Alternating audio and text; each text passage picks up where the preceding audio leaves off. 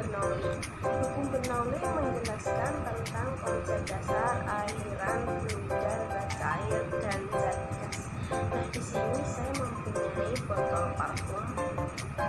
Di sini ada zat cairnya.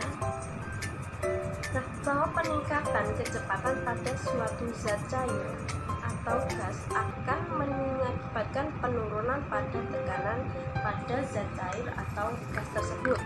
Artinya akan terdapat penurunan energi potensial pada aliran fluida tersebut. Konsep dasar hukum Bernoulli berlaku pada fluida aliran termampatkan, juga pada fluida aliran yang tak termampatkan. Hukum Bernoulli sebetulnya dapat dikatakan sebagai bentuk khusus dari konsep dalam mekanisme fluida secara umum yang dikenal dengan persamaan Bernoulli. Nah, persamaan Bernoulli menyatakan bahwa pada suatu aliran fluida yang tertutup, banyak energi fluida di suatu titik sama dengan banyaknya energi di titik lain. Di awal dikatakan bahwa hukum Bernoulli berlaku pada dua jenis aliran fluida, yaitu yang termampatkan dan tak termampatkan. Nah, satu fluida dengan aliran termampatkan merupakan suatu aliran fluida yang mempunyai karakteristik khusus pada perubahan kerapatan massa pada sepanjang alirannya.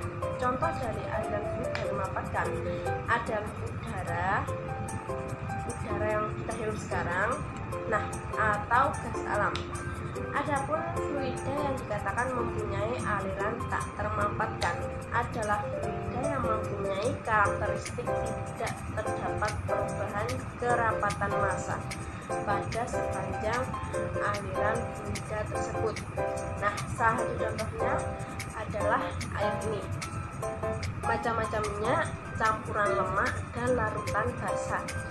Nah, hukum Bernoulli dapat dianggap sebagai konsep dasar yang menyatakan kekekalan energi, seperti yang telah diungkapkan pada konsep dasar persamaan Bernoulli selanjutnya. Lebih jauh, kita dapat menyatakan tentang kekekalan energi tersebut berkaitan dengan energi kinetik dan energi potensial yang terdapat pada suatu aliran fluida. Dengan demikian, penjumlahan energi kinetik dan energi potensial pada suatu aliran fluida akan konstan di setiap titik. Itulah konsep dasar dari hukum Bernoulli. Adapun berkaitan dengan hukum Bernoulli, salah satu fluida yang mempunyai peningkatan kecepatan jika fluida tersebut mengalir dari suatu bagian dengan tekanan yang tinggi menuju lainnya yang bertekanan rendah. Nah, sedangkan suatu fluida dapat dikatakan mempunyai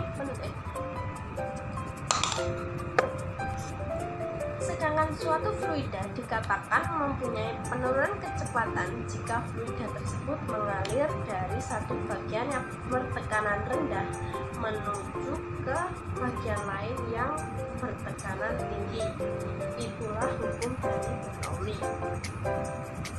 Secara garis besar, prinsip kerja dari penyemprot parfum bisa digambarkan ketika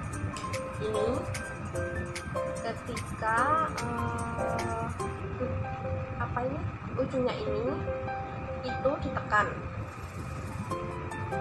Nah, udara yang ada di dalam sini itu akan meluncur keluar melalui pipa, karena udara yang dalam pipa satu mempunyai laju yang lebih tinggi.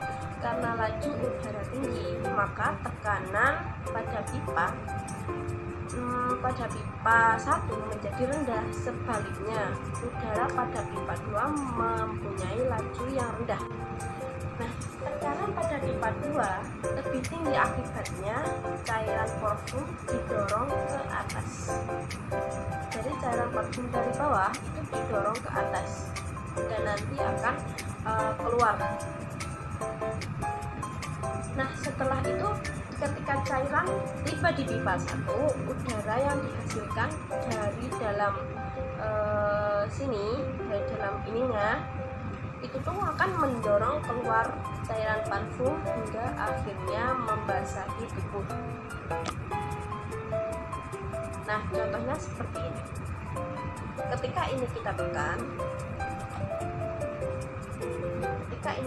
tekan, dia akan mengeluarkan cairannya. Nah, kelihatan nggak ya?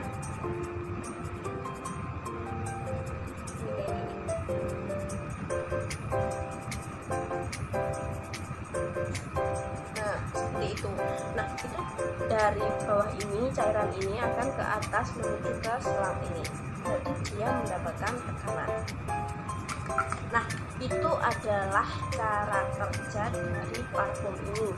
Jadi tiap botol parfum dia pasti menggunakan hukum Bernoulli, asas dari hukum Bernoulli. Itu saja yang dapat saya sampaikan.